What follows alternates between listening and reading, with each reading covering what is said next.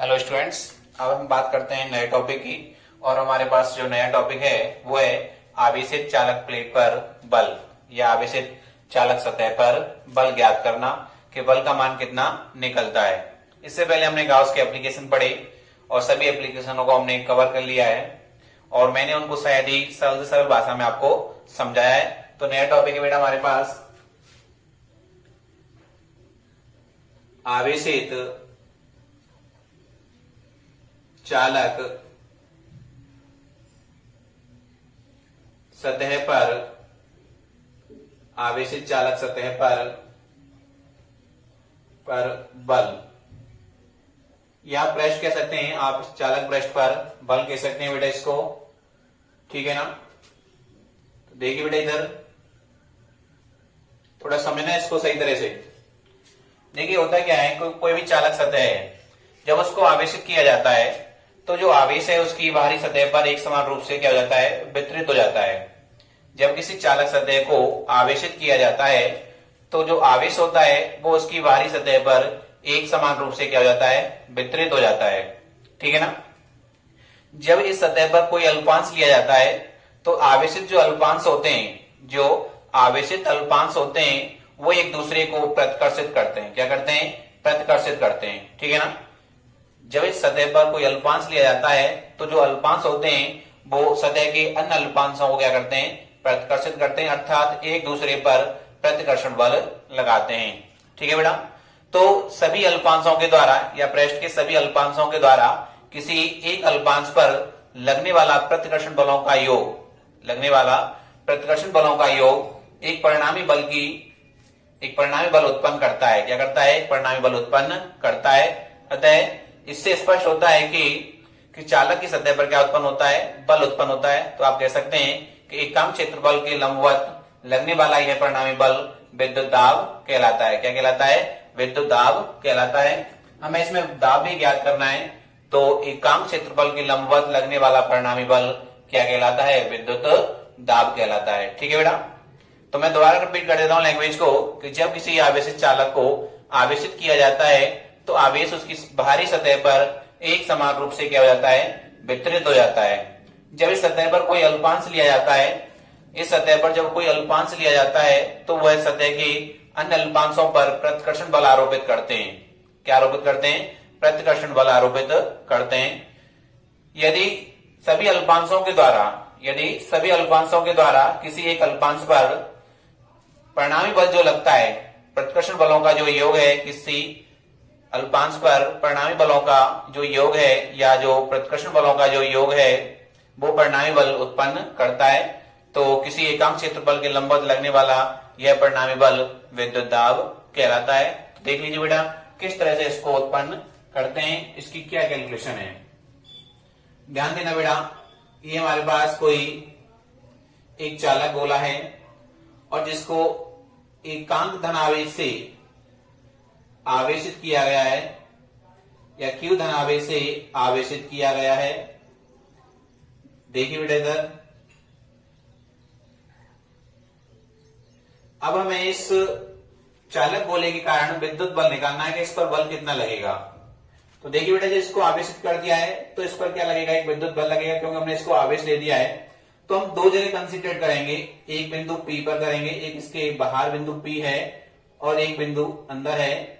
तो ये बिंदु P हो गया और ये बिंदु Q हो गया, ठीक है बेटा। ये बिंदु क्या हो गया, Q हो गया अपने पास। अब हमने क्या किया, इस सतह पर एक अल्पांश काटा, एक अल्पांश ले लिया AB। इस चालक सतह पर एक अल्पांश लिया हमने AB और जो बाकी भाग है वो बचेगा ACV। क्या बचेगा बेटा? ACV बचा। ध्यान समझना। अब बेटा देखिए हम लोग इस जगह इस बिंदु P पर एक परीक्षण आवेश रखकर देखते हैं कि यहाँ विद्युत क्षेत्र की जो तीव्रता है वो किधर होगी और कैसी होगी। और परीक्षण आवेश कैसा होता है बेटा? धनावेशित होता है। कैसा होता है? धनावेशित होता है। तो देखिए इधर, तो यहाँ हमने Q नॉट रख के देखा, परीक्षण आवेश रखा तो आप जानते हैं वो धनावेशित है। तो ये जो अल्पांश है AB वो क्या करेगा, इसको प्रतिकर्षित करेगा। क्या करेगा? प्रतिकर्षित करेगा। भाई यहाँ कोई आप प्लस चार्ज लेके आएंगे तो ये कर दोनों प्लस है। देखो ये वाला और ये सतह अल्पांश है AB और ये है परीक्षण आवेश Q नॉट। तो इनको पास लेके आएंगे तो क्या करेंगे, एक दूसरे को प्रतिकर्षित करेंगे। तो ये इसको इधर रिपल्स करेगा, तो इधर जो विद्युत क्षेत्र की जो तीव्रता की डायरेक्शन है वो इधर होगी E1। ठीक है बेटा। अब ये प्लेट भी क्या करेगी, ये कैसी है, धनावेशित है, तो ये प्लेट भी क्या करेगी, इसको, इस परीक्षण आवेश को इधर ही क्या करेगी, प्रतिकर्षित करेगी। तो यहां पे भी जो E2 है उसकी डायरेक्शन भी कैसी है, सेम है।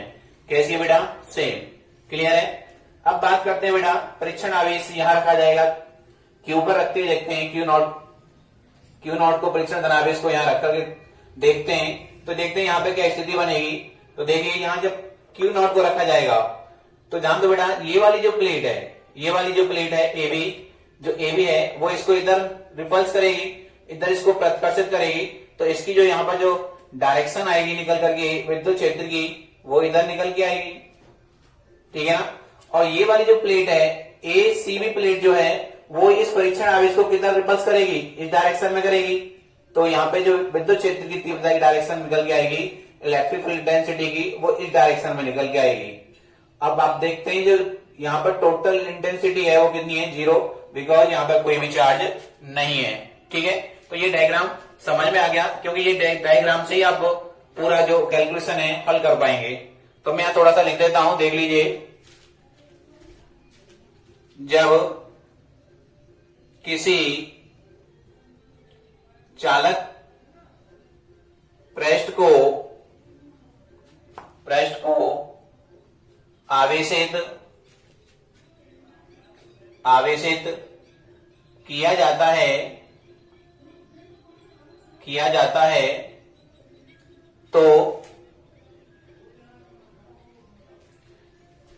किया जाता है तो आवेश इसकी बाहरी सतह पर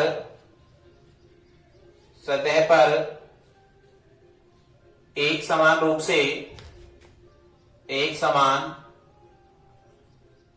से वितरित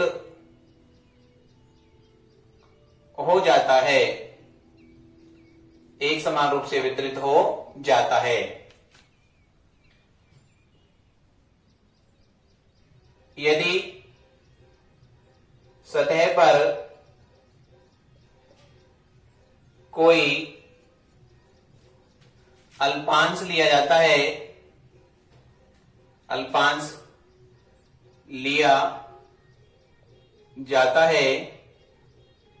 तो वह सतह की अन्य अल्पांशों पर प्रतिकर्षण बल लगाता है। यदि सभी अल्पांशों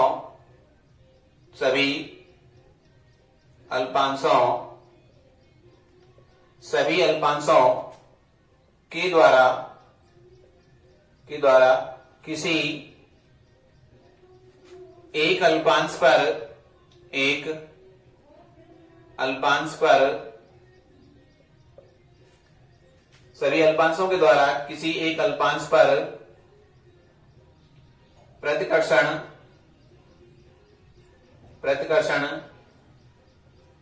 बलों का योग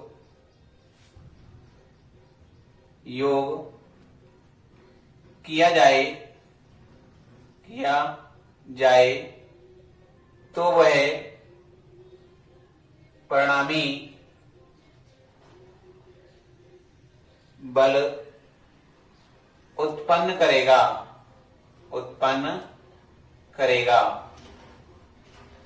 ठीक है बेटा। तो ये जो इस पे हमने बहुत सारे अल्पांश ले हैं इस पर, और इन अल्पांशों के द्वारा किसी एक अल्पांश पर जो बल जनरेट किया जाता है, जो फोर्स जनरेट किया जाएगा, उसका जो बीजगणितीय योग होता है वो परिणामी बल का परिणामी बल का मान उत्पन्न करेगा। ठीक है, अतः किसी एकांक क्षेत्रफल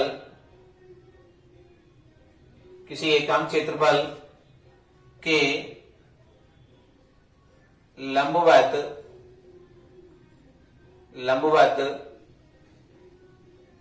लगने वाला यह परिणामी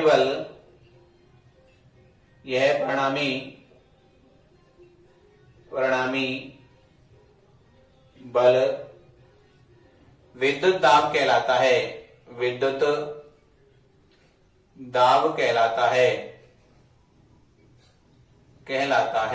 ठीक है बेटा, तो ये थोड़ी सी हमारे पास थ्योरी थी जो हमने यहां पर लिख दी है।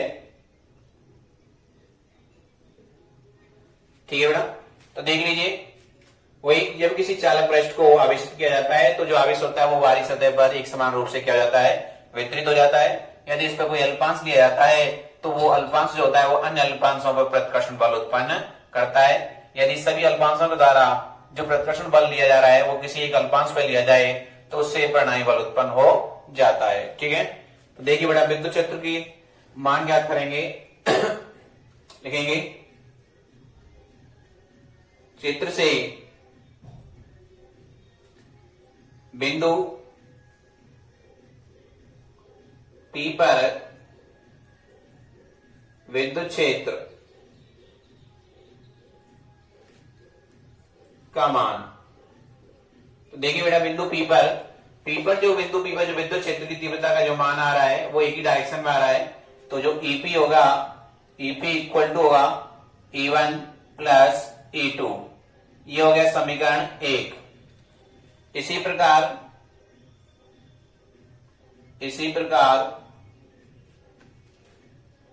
बिंदु Q पर विद्युत क्षेत्र का मान। देखिए बेटा, EQ इक्वल टू, तो यहां देखिए बेटा दोनों की डायरेक्शन कैसी है, विपरीत है, अपोजिट है। तो E1 माइनस E2 समीकरण 2 हो गया बेटा। अब एक चीज देखिए, जो EQ की जो टोटल इंटेंसिटी है वो कितनी है, 0 है। कितनी है बेटा, 0 है। तो हम यहां पर इस्तेमाल कर सकते हैं, लिखेंगे यहां E1 व E2 की दिशा विपरीत है, अतः कुल विद्युत क्षेत्र का मान 0 होगा। ठीक है बेटा, तो यहां देख लीजिए, तो EQ equal to 0, then from equation second, तो देखिए EQ equal to E1 minus E2, तो 0 इक्वल टू हो जाएगा E1 माइनस E2, तो E1 इक्वल टू आ गया बेटा E2। ठीक है बेटा, इसे इक्वेशन 3 बोलेंगे। तो देख लीजिए बेटा एक बार इसको, तो यहां हमारे पास जो E1 इक्वल टू E2 आ गया, किस पॉइंट पर, Q पर। तो ये वैल्यू हम कहां रख देंगे बेटा, कहां पर रखेंगे, समीकरण 1 में रखेंगे। बल्कि और एक बात आप जानते हैं, किसी चालक की सतह पर जो विद्युत क्षेत्र की तीव्रता जो निकल के आती है वो सिग्मा अपॉन एप्सिलॉन नॉट निकल के आती है, सिग्मा अपॉन एप्सिलॉन नॉट निकल करके आती है। ये तुम्हें याद रखना है यहां पर। तो देखिए बेटा आगे स्क्रीनशॉट ले लीजिए आप इसका, देखो आगे।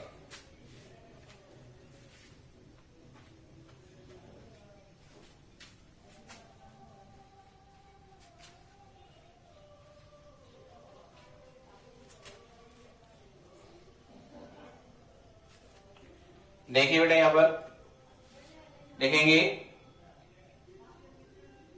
From equation first, EP equal to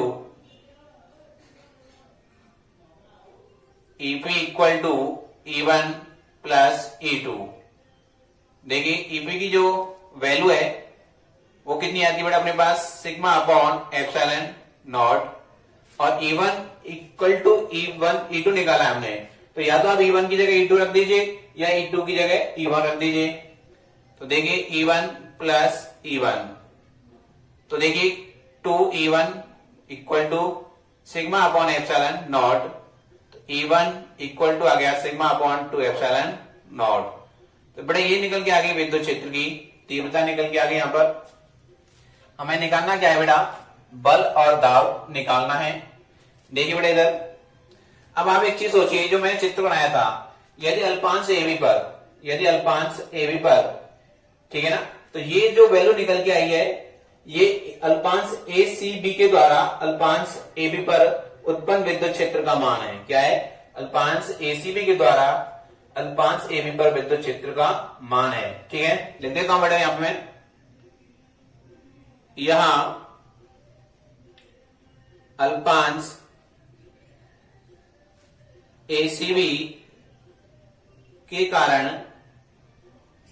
कारण अल्पांश AB पर विद्युत क्षेत्र की तीव्रता का मान है। यदि अल्पांश AB पर आवेश की मात्रा dq है, तब इस पर लगने वाला विद्युत बल देखिए बेटा, तो बल आप जानते हैं क्या होगा, dF, ठीक है ना, और कितना जाएगा, विद्युत बल आप जानते हैं, मैंने आपको बताया था F इक्वल टू होता है F अपॉन Q, और F इक्वल टू आ जाएगा EQ आ जाएगा। ठीक है ना, तो ये वाली वैल्यू यहां रख देंगे, याद रखना ये चीज तुम्हें। तो यहां पर आ जाएगा अपने पास E1 और DQ, यहां कोष्टक में लिख देता हूं, E इक्वल टू होता है F अपॉन Q, इससे निकाला बेटा हमने, है ना। देखिए तो DF इक्वल टू E1 की वैल्यू है अपने पास सिग्मा अपॉन 2 एप्सिलॉन नॉट और DQ, ये वैल्यू हमारे पास निकल करके आ गई। अब जो पृष्ठ आवेश घनत्व, देखिए बेटा यहां पर एक चीज देखिए, इसको यहां बॉक्स में बंद कर देते हैं, लिखेंगे लेकिन पृष्ठ आवेश घनत्व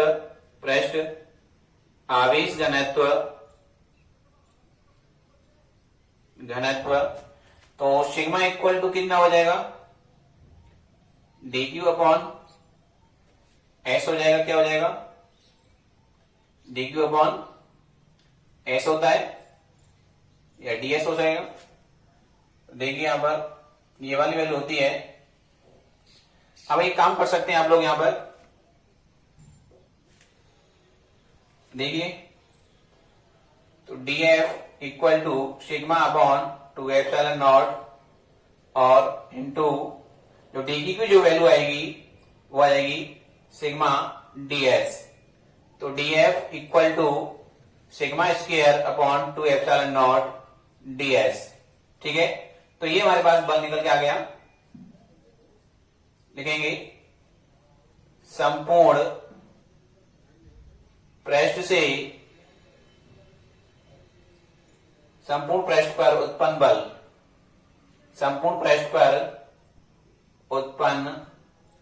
बल देखिए बेटा, F equal to whole integration S dF और whole integration S sigma square upon 2 epsilon not ds। तो बेटा ये संपूर्ण पृष्ठ से उत्पन्न बल आ जाएगा, ये हो गया। अब हमें विद्युत दाब निकालना है। क्या निकालना है, विद्युत दाब। अब दाब की परिभाषा क्या होती है कि किसी एकांक क्षेत्रफल के लंबवत लगने वाले बल को क्या कहते हैं, दाब। तो यहाँ पे आपको क्या करना है कि किसी पृष्ठ के अभिलंबवत लगने वाले विद्युत बल को क्या कहते हैं, विद्युत दाब कहते हैं। तो देखिए लिखेंगे, यहां देख लो बेटा, किसी एकांक पृष्ठ के अभिलंबवत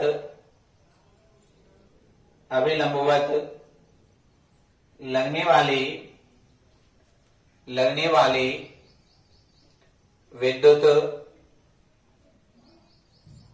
बल को विद्युत दाब कहते हैं। देखिए तो P इक्वल टू आ जाएगा, देखिए बेटा, dF अपॉन ds, ठीक है ना। dF की वैल्यू अपने पास sigma square upon 2 epsilon not ds upon ds। ds से ds क्या हो गया, कैंसिल आउट हो जाएगा।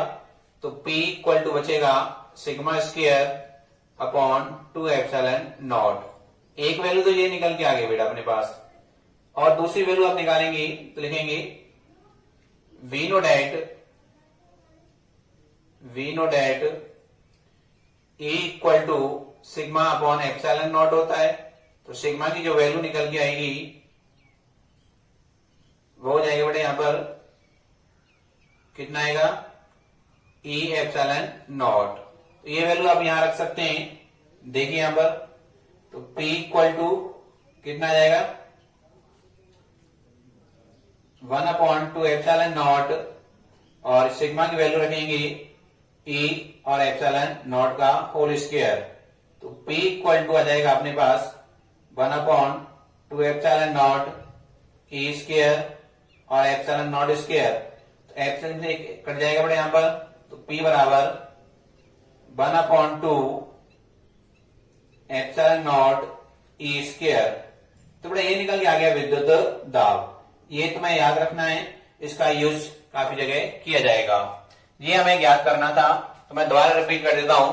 ईपी के लिए हमारे पास जो विद्युत क्षेत्र इंटेंसिटी थी E1 प्लस E2 थी, और ईपी की जो वैल्यू होती है, बाहर विद्युत क्षेत्र, सतह पर विद्युत क्षेत्र की तीव्रता कितनी होती है, सिग्मा अपॉन एप्सिलॉन नॉट होती है। तो E प्लस E2 की जगह क्या आ गया, E1, बिकॉज E की इक्वल टू कितना था हमारे पास, 0 था, तो वहां E1 बराबर क्या हो गया था, E2 हो गया था। तो ये वैल्यू हमने यहां पर पुटअप की। यहां अल्पांश ACB के कारण अल्पांश AB पर जो विद्युत क्षेत्र की तीव्रता का मान है, यदि अल्पांश AB पर आवेश की मात्रा dq है, तब इस पर लगने वाला विद्युत बल dF इक्वल टू हो जाएगा E1 dq, क्योंकि E इक्वल टू होता है F अपॉन Q। तो dF equal to sigma upon, ये वैल्यू हमने यहां से उठा के यहां रख दी है, तो सिग्मा अपॉन 2 एप्सिलॉन नॉट और dq। लेकिन पृष्ठ आवेश जो घनत्व होता है वो सिग्मा इक्वल टू होता है dq अपॉन ds होता है, ठीक है ना। तो ये वैल्यू उठा के हमने यहां पर रखी दोबारा से, तो dF equal to sigma upon epsilon not into sigma ds। इसका मल्टीप्लाई किया तो स्क्वायर हो जाएगा, और 2 एप्सिलॉन नॉट और ds संपूर्ण पृष्ठ पर उत्पन्न बल, तो उसका क्या कर देंगे, होल इंटीग्रेशन कर दिया बेटा हमने। तो ये वैल्यू निकल करके आ गई। अगर हमें क्या निकालना है, विद्युत दाब निकालना है, तो दाब की परिभाषा से क्या होता है, F अपॉन A होता है या F अपॉन S होता है। तो देखिए dF की वैल्यू हमने ये रख दी उठा करके, ds से ds क्या हो गया, कैंसिल आउट, वैल्यू ये निकल के आ गई। तो आप एक चीज इसके दूसरे रूप में भी लिख सकते हैं। तो उसके लिए आपको क्या करना पड़ेगा, इक्वल टू होता है सिग्मा अपॉन एप्सिलॉन नॉट, तो सिग्मा की वैल्यू आ जाएगी E एप्सिलॉन नॉट। इसको उठा के दोबारा से हमने ऊपर रखा, तो ये स्क्रॉल किया तो ये निकल के आ गई। तो P बराबर आ गया अपने पास 1/2 sigma epsilon not, sorry 1/2 epsilon not E square, ठीक है बेटा। तो ये टॉपिक हमारा क्या हो गया, कंप्लीट हो गया, चालक सतह पर बल। ये बोर्ड के लिए बहुत ही ज्यादा इंपॉर्टेंट टॉपिक है। ध्यान रखना, गाउस जो नियम है उनके एप्लीकेशनों में ये सबसे बेस्ट एप्लीकेशन है। इसका एक छोटा सा हिस्सा और है जहां हम ऊर्जा ज्ञात करते हैं, तो इसको आप बार बार देखें और इसको हल करें। Thank you.